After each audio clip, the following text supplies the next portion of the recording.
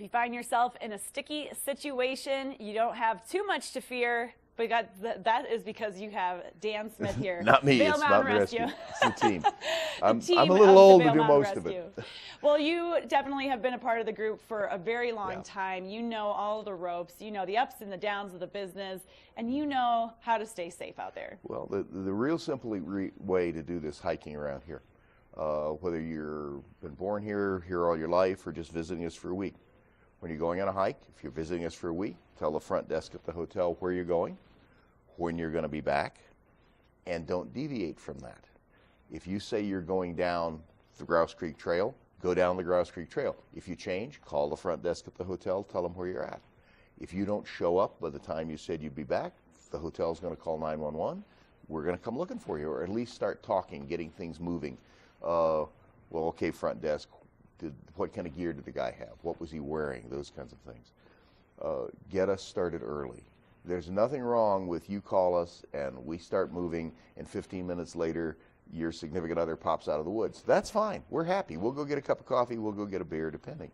But when you don't tell someone where you're going and when you're going to be back, we don't have a lot to work with. We'll get calls, oh, my husband was going, I think, to Shrine Pass, but maybe he was going up Tiguan Road. Well, those two are pretty far apart. I can't get anything started on that. Now we have to spend time searching for his car. And so we'll send people to both trailheads and see if we can find the car. If we can, that's great. If we can't find the car, then we have another little problem. We don't know where to start. We need two things for a search. We need a place to start and a direction to go.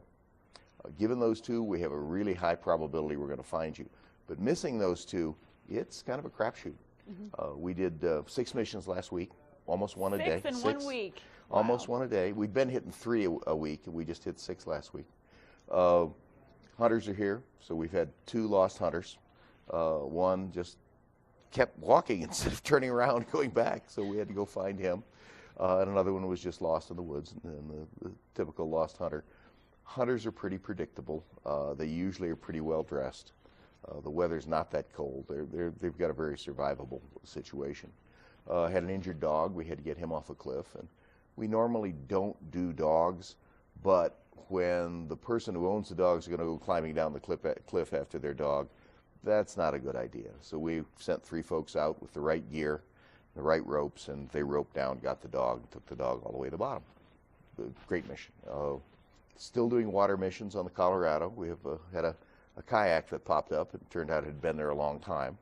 But we had ourselves, and we had Vail Fire, and we had some other people out there, Eagle River, Greater Eagle Fire, get my fires mixed up, and found the kayak was empty, which is great, and had been there a while, but it's still, there's 2 or 3 hours that somebody's got to go do that. And this boat had no phone number on it. We like people to put their name and their phone number just in magic marker inside the boat. No, not this one. So good to know. We have a boat. I have a kayak, so I'm going to have to write my info in there because I have not done that yet. That helps a lot. Then when you sell the kayak, cross through your name and phone number so we don't start calling you when we find the boat. Getting ready for winter, starting to put together some of the trainings. You can do a lot of trainings right now. I do beacon training right now. I just toss my beacon in the yard, my spare beacon, turn on my other one and see if I can still remember how to use it. People will start buying beacons, buying gear. That's great to do, but you have to use it. Mm-hmm. It's just like a GPS. If you don't use it, it's nice to hang on your harness, but it doesn't do you much good. So that's starting right now. People getting ready for winter. If you look up there, the trees are changing. You look at our guests, they come here and they start hiking 10 o'clock today. And it's bright and it's warm and it's sunny. And they get up on the ridge about 1 and it's time to turn around and somebody gets in trouble. Mm-hmm. And somebody twists an ankle or something. Now it's 5 o'clock and it starts to get cold. Mm-hmm. And darker. We have, too. 40 to 50 degree weather temperature changes here real easy overnight. Mm-hmm. You have to carry enough gear for it. Rain. Every afternoon we get rain. Carry a rain jacket. Mm-hmm. Otherwise you're going to be very wet, very cold, and very uncomfortable.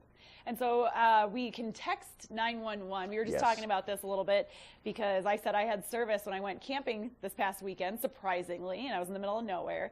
So you said best of all is to text 911 because you can lose service when you're on the phone, and that's how we can get a hold of you as well. You're down to 1 bar or even a half a bar. If you have anything that will open your phone, send a text to 911 if you're in trouble. It takes very little power. It's got better range. It sort of triggers a little thing in your battery in most phones. It gives you just that last little bit of power. That will get the same thing you'd get by talking. Actually better, because we can do some things by sending you a text, and hopefully you send us one back.